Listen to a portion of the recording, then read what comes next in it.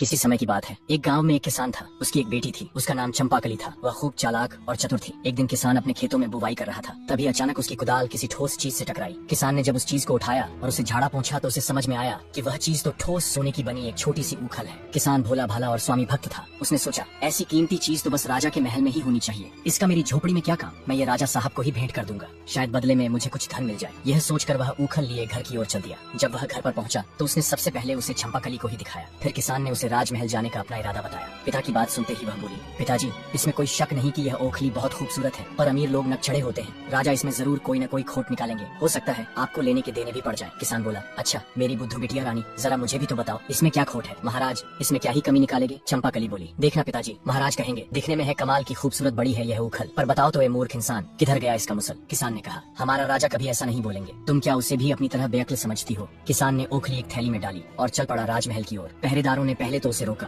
लेकिन जब उसने राजा को उपहार देने की बात कही तो उसे दरबार में लेकर चले आए। दरबार में किसान ने राजा से कहा, अन्नदाता, मुझे अपने खेत में बुवाई करते समय यह ठोस सोने की सुंदर ओखली मिली है। मैं यह मानता हूँ कि यह केवल आपके महल में ही अच्छी लगेगी, इसलिए मैं यह आपको भेंट करना चाहता हूँ। आप मना मत करिएगा। राजा ने ओखली हाथ में पकड़ी, उसे हर ओर से घुमा फिरा कर देखा, फिर सिर हिलाते हुए बोले, दिखने में तो कमाल की खूबसूरत बड़ी है यह उखल, पर बताओ तो ऐ किसान, किधर गया इसका मुसल। हूबहू चंपाकली के ही शब्द राजा ने दोहरा दिए थे। बस किसान को मूर्ख इंसान नहीं कहा, क्योंकि राजा की भाषा में एक मर्यादा होती ही है। किसान अपने पर काबू न रख सका। उसने अपने माथे को ठोकते हुए कहा, हे भगवान, बिल्कुल वही शब्द, उसने भी तो यही कहा था। राजा ने उत्सुकता से किसान से पूछा, किसने यही कहा था। किसान बोला, गलती माफ करें सरकार, मेरी बेटी चंपाकली ने कहा था कि राजा साहब ऐसा ही कहेंगे। आपने एकदम वही कहा है। मैंने तो उसकी बात एक कान से सुनकर दूसरे कान से निकाल ही दी थी। राजा ने कहा, ऐसा लगता है कि तुम्हारी बेटी बहुत चालाक है। मैं उसे परखना चाहता हूँ कि आखिर वह कितनी चतुर है। फिर राजा ने अपने एक सैनिक से एक कपास की पूड़ियां मंगवाई और कपास की पूड़ियां किसान को देते हुए बोला, यह कपास अपनी बिटिया के पास ले जाओ और उससे कहो कि जल्द से जल्द मेरी फौज के सैनिकों की एक टुकड़ी के लिए कमीजें इस कपास से सूत काट कर, बुनकर, सिलकर भेज दे। सैनिकों को कमीजें जल्द से जल्द चाहिए। किसान ये सुनकर स्तब्ध रह गया, पर वह करता भी क्या। राजा से बदतमीजी तो हो नहीं सकती थी।